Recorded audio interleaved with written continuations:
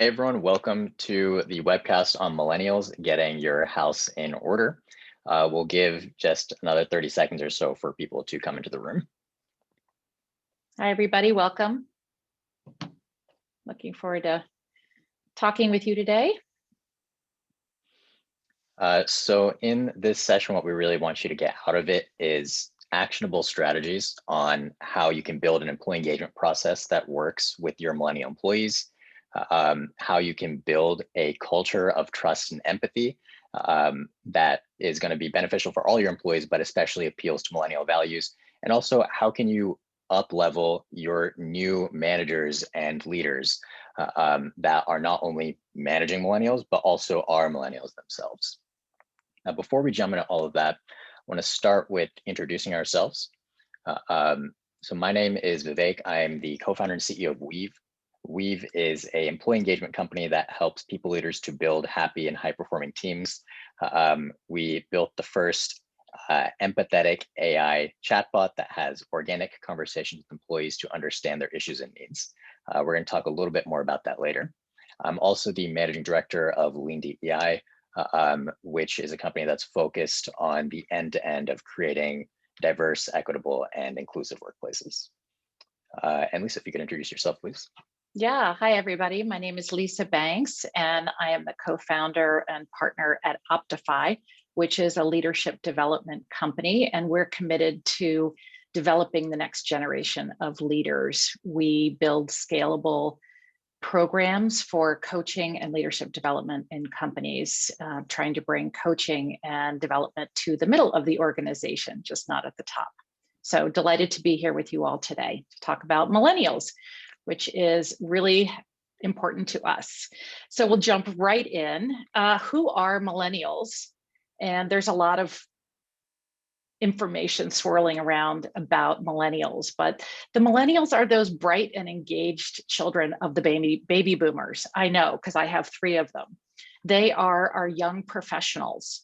They currently make up 50% of the workforce right now, but by 2030, we know that they will make up around 75% of the workforce. So not to be toyed with. And they're climbing the ladder. Nearly 30% of mid-level managers today are Millennials. The challenge for them is they're managing for the first time. So they really need support to navigate this terrain from independent contributor to people leader. What else do we know about Millennials? They're very tech savvy. 41% of them say that they would rather communicate electronically than face-to-face. That has its pluses and minuses, we all know, but they're really comfortable with technology. They also, which will maybe not be something you have thought about before, they care deeply about purpose. And 75% of Millennials say that their personal values should align with their company's values. So when they're looking for a place to land as an individual contributor or a leader, they want to resonate with that company's purpose. And so that means that they care about culture. Is this an organization that takes corporate social responsibility seriously? Is this a company that is talking about DEI? Is this a company that really engages their employees and understands that developing people is the way to organizational growth? They also care deeply about trust. Millennials are 22 times more likely to work long-term at companies that they trust. This seems really incredible, especially when you compare it with baby boomers who would stay long-term because of trust, maybe 10 times longer. And then the Gen Xers who care even less about it, they're 6 times more likely to work long-term at a company that they trust. So trust is really, really important for these Millennials. And they're going to be looking, is the organization walking its talk? Are they really listening, and are they engaging with their employees in a way that feels authentic and trustworthy? They also care about understanding, and that means they want to be understood. They are used to having their ideas heard, They're baby boomers' children. They grew up at the dinner table talking about what was your day like, talking about politics and talking about world and current events. They're engaged. They're used to having their ideas heard, and they're used to being asked for what they think about things. So they really, really want to belong in the conversation, and they want to have their ideas heard. And almost more importantly than that, they want to know that you hear them. So if they're shooting ideas out in emails, they want you to acknowledge that and say, oh, wow, great idea, I heard you. So they really want a strong feedback loop. They also want a feedback loop about their own personal growth. They want to know just not only am I not on track, but they want to know when they're on track too. So they really value the managers and the organizations that have a strong feedback loop, not only for development, but also for idea engagement. And then finally, they care about their growth and development. These are ambitious young people. 87% of millennials have growth and development as a top priority when they're searching for a job. They want continuous learning. They want opportunities for mentoring. They expect to have a coach or some sort of person that is going to guide their career path. They also care about teamwork and collaboration. So I think that that's really important when we think about millennials. How can we get them together and engage with them? Now, I know the stereotype of millennials is that they're difficult, right? They're entitled. We've heard all of the stories. But the fact of the matter is, I want to reframe that for you because I'm a coach and we do a lot of reframing.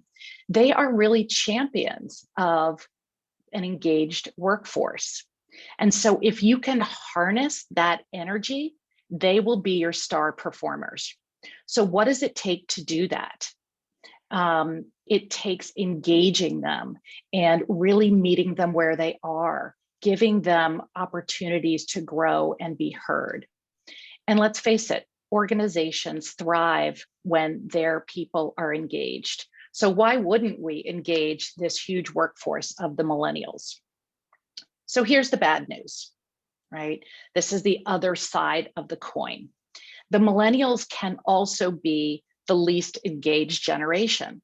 Well, why is that, you wonder? Well, perhaps we're not meeting them the way they want to be met, right? And it's not about them being entitled and whiny. It's really about understanding what drives them, going back to those conversations around purpose and understanding and ideation and being part of the conversation. That's not hard to do for organizations. But what's at stake? What if we don't engage the millennials? Wanderlust, of course. The typical millennial is job jumping about every 2 years. Now that is starting to change, that span is starting to grow. They're changing a little less more frequently now. And we think that's because organizations are getting the hang of this, of working with them. They're starting to bring trust and understanding. They're giving them opportunities for constant learning. But if an organization is not going to get on board with meeting them where they are, they're going to jump ship. Or they're going to hang out in your organization and be completely disengaged. And that's where you're going to get that stereotypical lazy millennial who will stay but underperform. And they'll know just how to do just enough not to be let go, but they won't contribute. They won't really be a huge part of your organization. And you're missing their ability to engage and to inspire, engage others. And let's also face it, the job market right now favors the millennial. So there's lots of jobs out there, and millennials are usually pretty well educated and have lots of skills, and they have a lot that they bring to the table. So they have choices. So organizations, it's very helpful if they will really try to think about how can we meet them where they are in this positive way of engagement. And then finally, this is kind of the sad part of it, because millennials are so technologically savvy. You got to watch your company's reputation, because they have no problem getting on Glassdoor and posting something. I see Vivek wrinkling his nose there. So perhaps he's familiar with colleagues. You know, they will tell it like it is.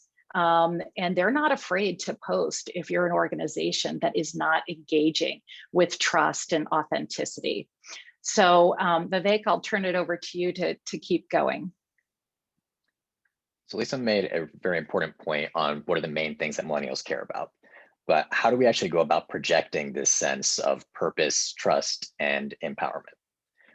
From our experience, we found that broadly speaking, it comes down to building the right culture, which is a culture of empathy and of understanding, a culture where every employee is engaged, where employees are included in the discussion, which is a ongoing two-way dialogue between employees and leaders, where it's clear that employee voices, opinions are being considered and being understood. And finally, the two-way dialogue that you build results in very rapid issue to action, meaning you are engaging employees in the organization's culture, but the way in which you're engaging them actually matters and has impact on their day-to-day. Now, how do we go about creating this culture of empathy and trust? And to answer that question, first we need to answer, what is trust itself? So Edelman and their trust barometer defines trust as being comprised of three things. That is competence, meaning, do I do things well and can I show that I'm doing things well? Voice, meaning, am I giving others the chance to speak and input their opinions and take part in the discussion? And ethics, am I doing things right? Am I doing things ethically, morally? In other words, empathy itself is the foundation of trust. Now, empathy is not a program that we can just roll out across our organization. It is a value, it's a set of values that permeates from leadership to HR, to your management, across your entire organization. And the most critical piece is that it's a clear and unified narrative at all levels of your organization. They're not different values that are being espoused at different levels. When you have a really clear narrative that aligns with the personal values of millennials, that's when you tend to get extremely engaged employees that want to stay at companies long-term and become your top performers. So we've worked in the space of empathy for several years now, and we've come up with kind of the 4 key points of how do you live empathy. The first is someone cares enough to ask me for my thoughts, to include me in the discussion and to see what I think. Even more importantly, they show that they've understood the input that I've given. They've proven that it's being considered, and they've kept me in the loop of what's happening with my inputs and my opinions. It's being a part of the larger discussion, whether or not the innovations or ideas that I have are directly changing company decisions or policies. I'm at least aware and clear on the fact that my thoughts are being considered. It's not a black box. And finally, people need to know that it's not a one-off conversation. Empathy shouldn't mean like, oh, we're going to talk once a quarter and you're going to be able to tell me about the things that are important to you. But if you miss this opportunity, we're not going to be able to talk about this again for another 3 months. Rather, the relationship that you're building is that it is an ongoing and two-way dialogue where all parties are always welcome to continue taking part in the dialogue.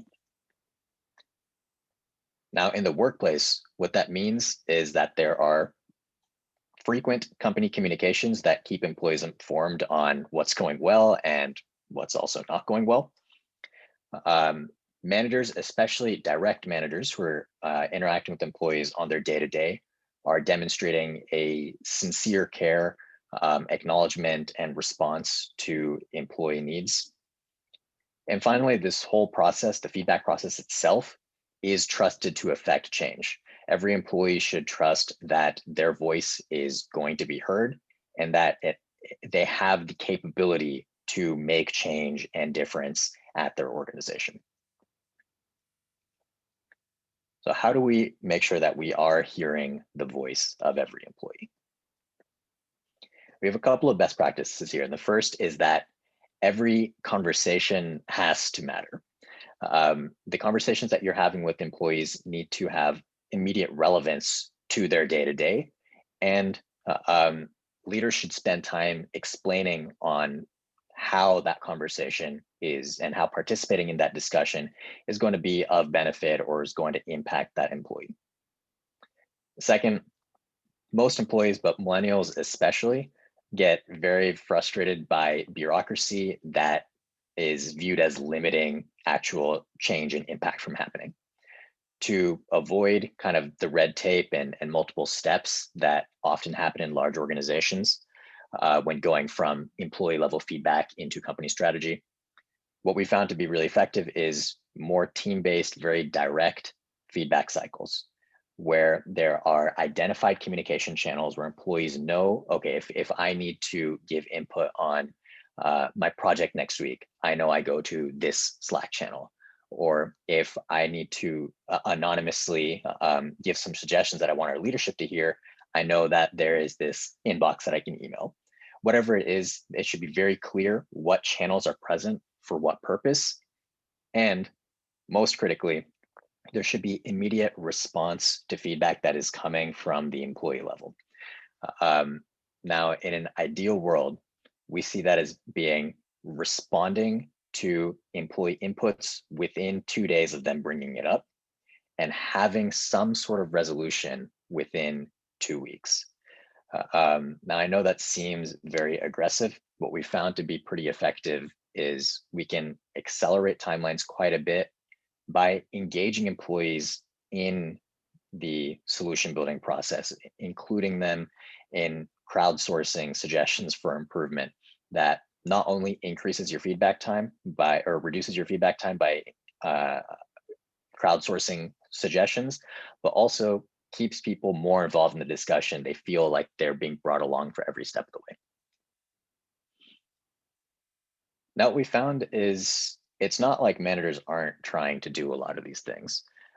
We recently ran a study at Weeve on the state of the remote workplace. And what we found is that managers are spending an average of 29 hours a week just in employee communications.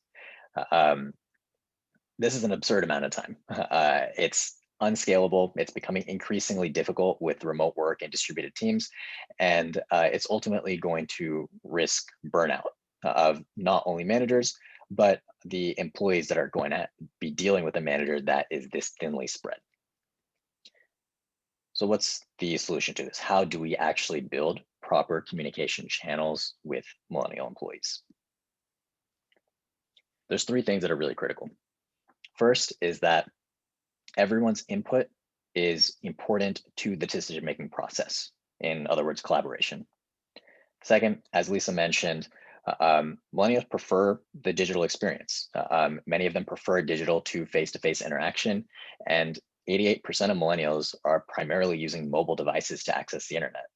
And they expect their work experience to also be very mobile friendly. So the way that we build these communication channels need to cater for that kind of interaction that is digital, that's fast, and that works on a phone. And finally, everything is done for a purpose. Everything matters, and that value of the conversation is continually being communicated. Now, this is something that can be done through a lot of focus and effort, especially on small teams. But for those of you that are at larger organizations, this is why we created Weeve. Weeve is the first employee engagement platform that's built with what we call empathetic AI. We use it to empower people leaders to very rapidly understand and address employee needs. Weeve is based and centered around Kim, who is an always available chatbot that has organic conversation with employees to understand their issues and needs. She lives on your messaging channels. Oftentimes that'll be a Microsoft Teams or a Slack. It can even be email or SMS, essentially catering to the digital experience that makes the most sense for each specific employee. And the conversations that employees have with Kim feel more analogous to DMing with a coworker rather than something cold like a survey. Now, what we found is there's this very interesting intersection where the anonymity of Kim combined with the empathetic nature of the conversation, which you'll see an example of in a minute, enables employees to be very open and very honest. And that's because they feel that they're not being judged, that they can talk very transparently with confidence. Now, there's two ways that employees can chat with Kim. And whether or not you are using Weave, we recommend that you build these two communication pipelines.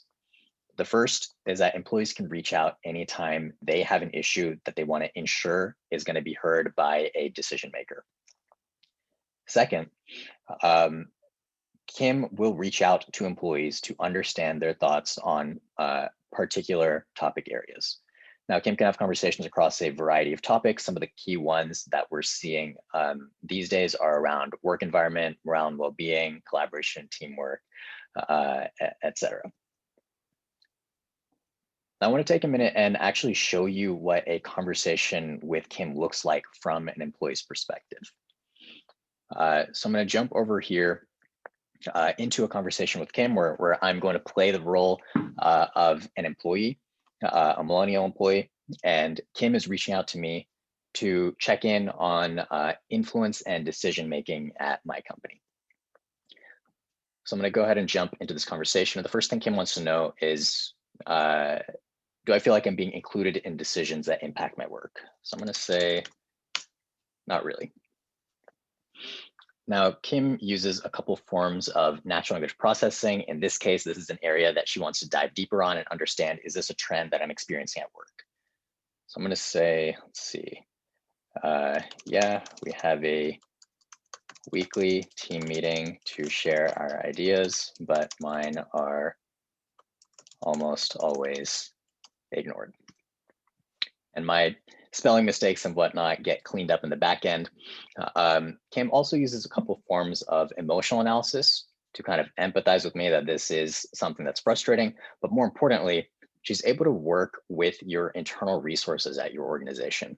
In this case, the company had a LMS, which has a course on kind of increasing influence in meetings. So we are going to take this feedback and there will be a response from the management level, and Lisa will talk a little bit more about that in a minute.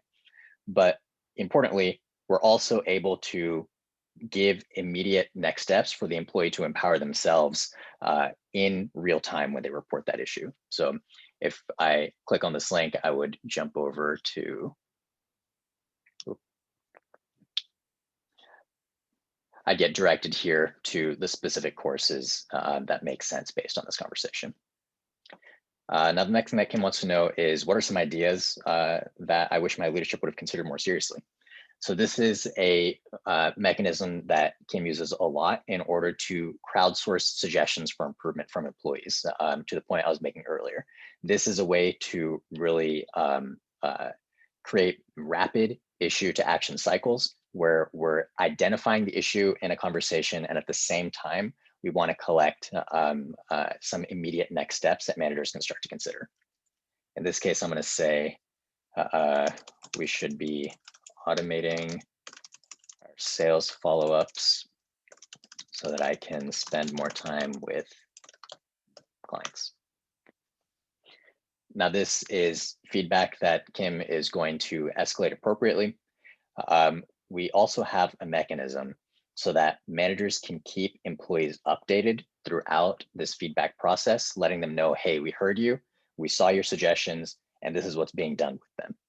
What happens over time is that builds this ongoing two-way dialogue where employees know if they report issues, needs, suggestions through Kim in this communication pipeline, those are things that are going to be considered. Now, this next question that she has is there anyone in management leadership that advocates for me? I'm going to say my manager, I guess, but I don't go to him often because he micromanages my work.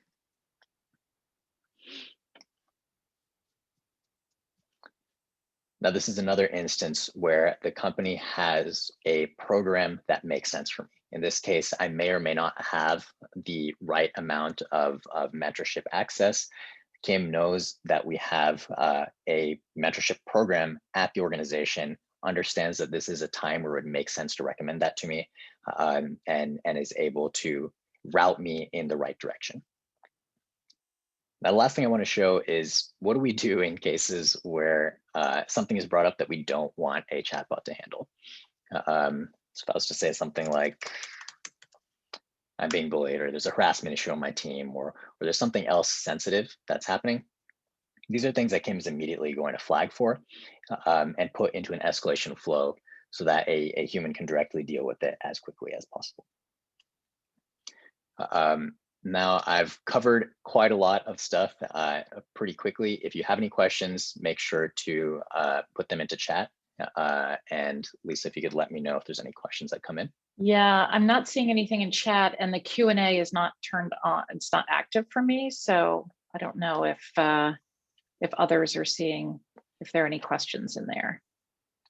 But go ahead and put them in the chat too if you have any questions. Perfect. In the meantime. Oh, there's one. Here we go. How does the employer enter the information regarding programs and offerings, that sourcing piece in your example of the mentorship program? Yeah, that's a great question. So the way that we kind of identify for those routing opportunities is based on a combination of user intent, the topic that we're talking about, and emotion that we're seeing from the user. And those things are integrated in a variety of ways. We can do very lightweight integrations if they're just URL based that are kind of associated on a conversational or question level. For example, if Kim is talking about topics related to diversity and inclusion, these are the learning courses that she should recommend based off of the conversations that are being had. We can also do much tighter integrations, for example, that deeply link into your LMS or that pass to particular programs on your intranet. Those are a little bit more of an involved integration, but we usually set those up in the first 2 weeks of doing a rollout of Weeve. Yeah. Vivek, there's one more. Alan asks, what does the backend submission to managers look like? Which was a great segue. Thank you for that, Alan. But go ahead, Vivek. Yep, great question. We are just about to get to it. Yeah. Now, before we do, the point I want to make is we have a lot of great analytics, which you're going to see in a second, but the important piece to remember is that analytics themselves don't equate to improvement. And what we're advocating for here, whether or not you use Weeve, is to build the proper communication pipelines that work well with your millennial employees and leaders. So this is a path to improvement, which starts with having conversations to understand employee issues, then broadcasting a rapid response to those issues to say, hey, we heard you, and this is what we're doing about it. Or to say, hey, we heard you, and we need some help to know what to do about it. And that's where crowdsourcing comes in, engaging employees in solution building to kick off action planning. And finally, ensuring that this is not a one and done process. It is a continuous conversation where the needle is incrementally, but consistently moving. And not every leader, especially your new millennial leaders that are managing for the first time, are prepared to handle this right out of the gate. And that's where personal coaching and really having one-on-one investment in these new leaders can make a big difference. And to talk about that, I'll pass it off to Lisa. Yeah, so oftentimes either issues are raised through Kim and the conversations that they're having with the individual contributors that aren't easily solvable in 2 days or 2 weeks. The things like, hey, we're going to set up more meetings, or we're going to have a forum weekly, or things like that are fantastic to fix, and that helps millennials know that we're hearing them. But there are other issues that an organization might uncover that are trends. And so they're starting to say, we noticed that we have this whole group of brand new managers for the first time.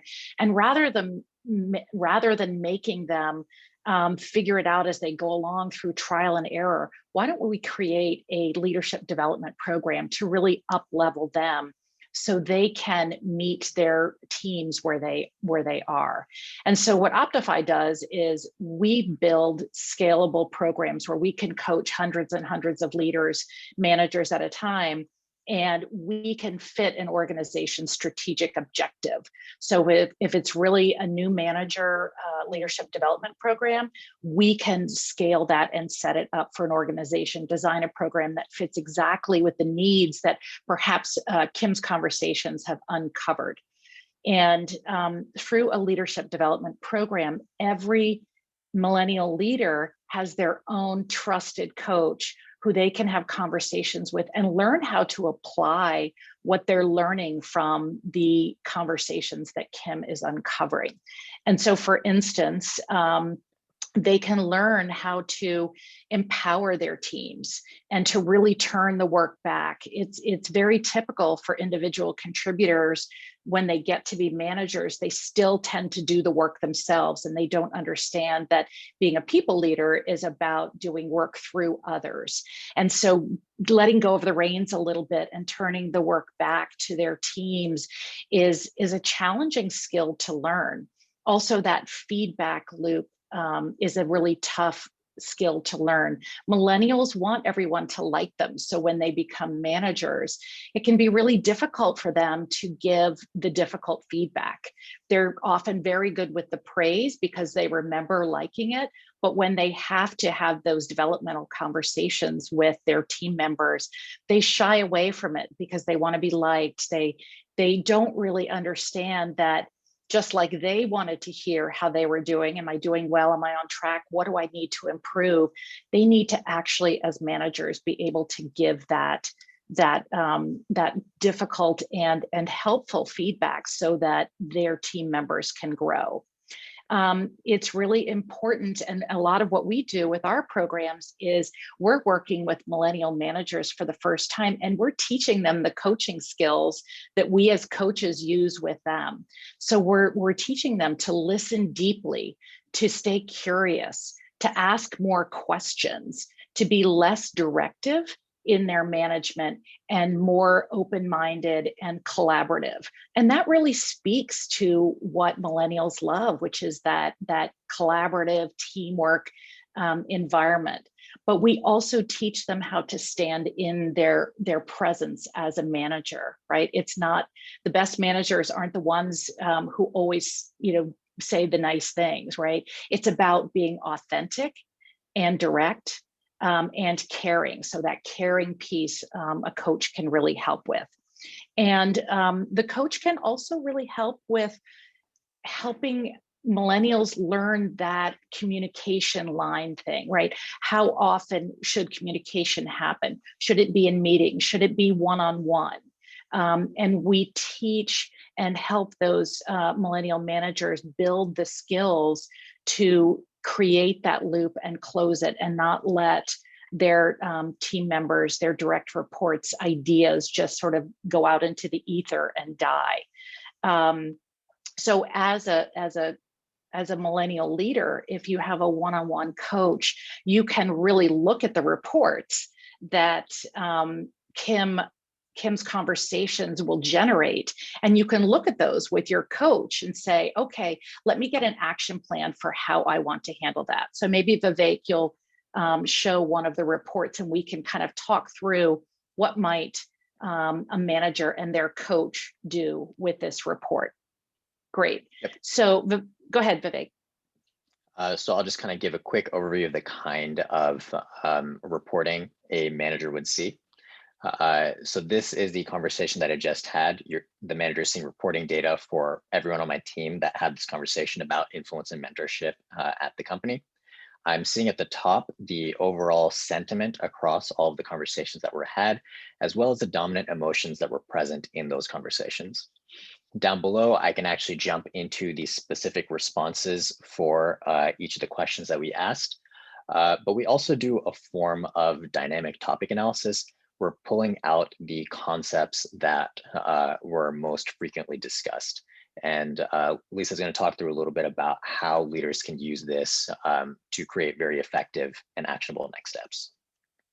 Yeah, so for instance, we can see in the word cloud that Vivek was just showing that ideas, that word ideas was prominent. And so we might be working with a leader who's managing a team of direct reports, and the common sentiment is he doesn't or she doesn't listen to our ideas, and we're giving ideas all the time, and they're either ignored or they say, oh yeah, and we're not really working on it. So with a coach, the manager can really work on what's an action plan that I can take to, number one, close the loop so my direct reports feel heard, right? How do I acknowledge that they're really trying to be in the conversation and belong in the conversation?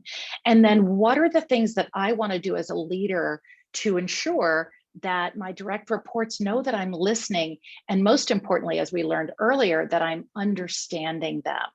Because understanding, it's not just about the listening and saying, oh yeah, got it, right, heard that idea, but it's about understanding, okay, what's important to you about that idea? What would be different for you on our team if we implemented that idea?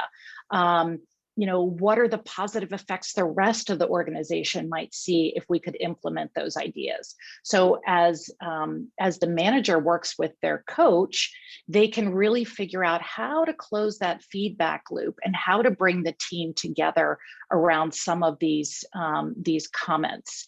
And if we look at the report that Vivek's showing, we can see what other comments showed up. We see micromanager, a lot of micromanaging. And as I said, this is a common situation for especially new managers because they are coming from being individual contributors. And so with a coach, a leader can learn how to empower their team and their individuals and really practice in the flow of work the skills. But the beauty of the Weeve report and the conversations with Kim is that we're really pinpointing what is the pain point for your team, what's really getting in the way of them feeling engaged and their best selves. And then the other beauty of it is, as you keep that feedback loop going, your direct reports are going to continue to talk to you about, wow, my manager is doing this now, and she is now holding a weekly meeting with me, and she's mentoring me around something that I want to learn so I can level up my own skills. And so in real time, the conversations continue and the manager can see, okay, I'm on the right track. And if the manager sees, oh, I'm not on the right track, now we've got a whole new host of issues, they can meet with their coach and say, okay, here's the latest reports from Kim. How do I want to navigate this, right? How do I want to meet my employees where they are so that they can be their best and the team can really flourish? Anything you want to add in there, Vivek? Yeah, so one thing that I'll add is Lisa's making a great point on how we can take this data and make it into actionable next steps that are very personalized to each, not only each specific manager's needs for their team, but also for where they're at in their growth journey. Through Weave, we have the pipeline to support those kinds of communications once those actions are ready to be taken. So Kim has the capability to broadcast out messages where leaders are being responsive to employee needs.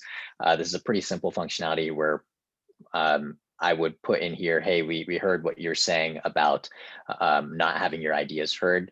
Based off of that, we're rolling out this new program for ideation. What makes this especially powerful, though, is that you can target those messages to go out based off of how an employee responded to this particular issue. So for example, I could reach out only to my employees that are frustrated or sad when talking about their decision-making influence. The Last thing that I'll mention here is this data is very, very flexible. It can be sliced and diced by pretty much any user property that you're maintaining across any and/or of your demographics. So we have organizations larger than 10,000 employees that use Weave to really slice down to whatever level they need to get to. And when necessary, you can also break down into your specific responses that come from employees, kind of jump through those based on emotion or by keyword. And if you don't have next steps ready to go and you want to engage your team further, you can actually reach out to them saying, hey, we learned these are the issues based off of the last conversation you had with Kim. We're trying to improve it. And we want to hear suggestions from you and involve you in the solution building process. Yeah, and I'll just jump in. As a leadership development company, when we're designing and building large programs, a lot of times we go into organizations and we say, okay, what's the strategy? What are you hoping to achieve with leadership development? And oftentimes they really know what the pain point is, but sometimes they don't, or they're getting disparate messages. So using Weave on the front end of a large scale leadership development program can really help you to hone in on what's most important. And so that really helps with directing the investment of leadership development to the right places. And we know what the starting conversations are. And as leadership coaches and developers, I would love the opportunity to have this kind of report at all times to work with my client on. And we know that leadership development is not a quick fix, but typically you're going to see trends that are continuing. And so you can really narrow down, oh, is this an empowerment issue? Is this a being too directive? Is this just coming and taking the work away issue? Or is this really not creating that interactive feedback and conversational loop? So it really helps. It's almost like a 360 for a manager, and especially these young managers, it really meets them where they are. And it speaks to their desire to create teamwork and collaboration. So once they get the hang of that, closing that feedback loop, we find that the teams are really flourishing. And I see a question here from an anonymous attendee. Is there an ideal size or minimum of company number of employees for Weave? That's a good question. So we have companies as small as 10 employees and as large as 10,000 plus that are using Weave. That said, the largest benefits tend to come from organizations that are either large enough where it's not possible to kind of have daily one-on-one conversations with every employee, or where the nature of work is distributed or remote such that having those conversations is more difficult. Typically, like the sweet spot of starting to see the real benefits of the communication pipeline we can bring in from Weave comes in around at 500 or so employees. That said, as I mentioned, even at smaller companies, the combination of anonymity plus empathy is something that we've found to be really effective. The other thing that I'll mention is, as it relates to the topic, and is probably pretty obvious from the nature of our technology, this technology really works best with millennial and younger audiences because the user experience, the digital experience is something that fits with millennial and younger culture. Yeah, yeah. Are there any other questions? Not at the moment. So what I would say as we're getting ready to wrap up is that, if we're really trying to engage millennials, because that is the key to your star performers. And I promise you, if you keep them engaged with purpose and trust and leadership development opportunities, they will knock it out of the park for you. They're very loyal and they will work hard. So it's really about show them the career path. and given and allow them to use those digital tools like Weave that really will help them. Support the culture that is inclusive and diverse and speaks the language that's really important to them at their heart. It's really important to keep that internal communication going and to really improve the way that you communicate. I mean, we know that most employees today are technically savvy and good at what they do at their jobs, but it's the emotional intelligence skills that are really important to cultivate for your organization. And what Weave does is really help you get at what's happening there, right? Where are we falling short in the emotional intelligence space of relationship with the people who are the work behind our growth as an organization. And then it's important to keep building that trust. And so closing that feedback loop will help you to build trust, supporting teamwork, not only among the millennial managers themselves, right across the organization, but down through their teams, empowering your teams and allowing for that flexibility, which is also really important for millennials. Anything you want to add that I've missed? No, I think that was a great summary. We hope that you're able to get some actionable strategies out of this, whether or not you use our products or technologies. We are very passionate about building this culture of empathy and understanding, building these two-way dialogues, and we hope you're able to bring some of that into your own organizations. If you do want to chat with us, you can visit us at weave.ai/meetkim. Or you can talk to me, Lisa, and Kim will join as well. Yeah. Awesome. Thank you so much for your time, everyone. I'll do one last check to see if there's any more questions. Yeah, and I will say, if you're interested in leadership coaching, leadership development, scalable programs for your mid-level leaders to really ignite growth in your organization, you can contact me at optifycoaching.com. And my email is lbanks@optifycoaching.com. It was great to be with you today, Vivek. Love talking about this stuff. It's just a beautiful intersection of what both of us are doing to really change the way the world works. Wonderful to be with you all. Absolutely. Oh, there's one more question from Alan. Have you collected data with volunteers? Great question, Alan. Volunteers in what sense? Organizations that might have volunteers as their cadre of employees. Perhaps a museum or Oh, I see. No, we have not done that, but there's nothing really stopping Kim from having those conversations as well. So if that's something you want to have a deeper conversation about, please reach out. Yeah, I think that would be great. I think there's a lot of huge volunteer cadres all over the country. All right, any other questions? And Alan is saying he's in a charter school environment where they use volunteers for many tasks and need to engage with them. We do have conversations with many schools. So I think the kinds of conversations we're having would be similar. So happy to give you more details about that on a call, Alan. Yeah, great. Wonderful to be with you all today. Don't hesitate to reach out if you're interested in chatting more. Thank you all so much. We're going to give you back 10 minutes of your day. Beautiful. Bye-bye. Flexibility. Love it. Take care. Bye.